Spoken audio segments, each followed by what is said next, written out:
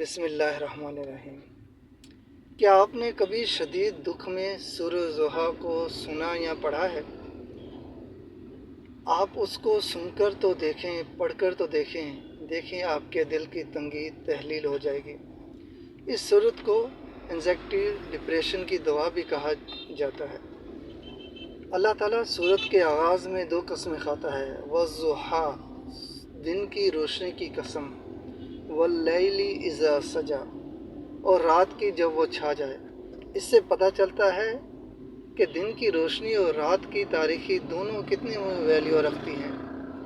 دن بھی تو ایسے حالات سے گزرتا ہے، کبھی روشن کبھی تاریک، تو پتہ چلتا ہے کہ دونوں ہی برے نہیں ہوتے، دونوں کا آنا لازم ہوتا ہے اور دونوں اپنی خوبصورتی کے ساتھ آتے ہیں۔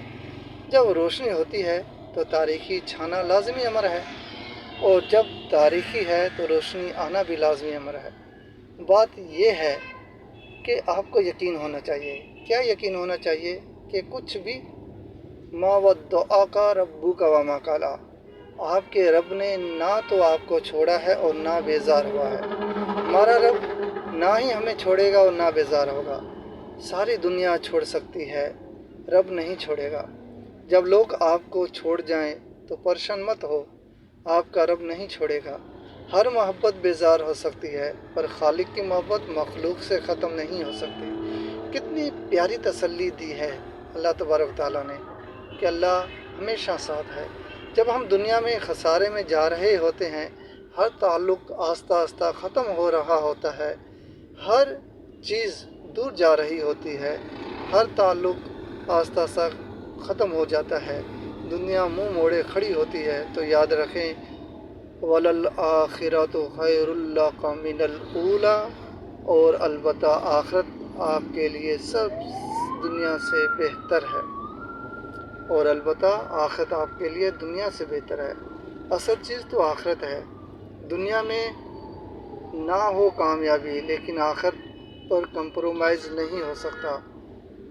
آپ کیوں امید کرتے ہیں کہ لوگ راضی ہو جائیں گے یا آپ لوگوں کو راضی کر لیں گے؟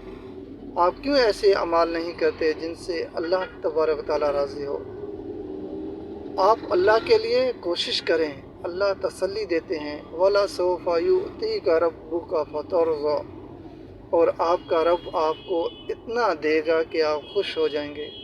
کیا ہوا جو ساری محنت ضائع ہو گئی؟ کیا ہوا سب نے چھوڑ دیا؟ کیا ہوا سب کے آگے برے بن گئے؟ کیا ہوا مسلسل ناکامی ہے؟ کیا ہوا مسلسل تنگی ہے؟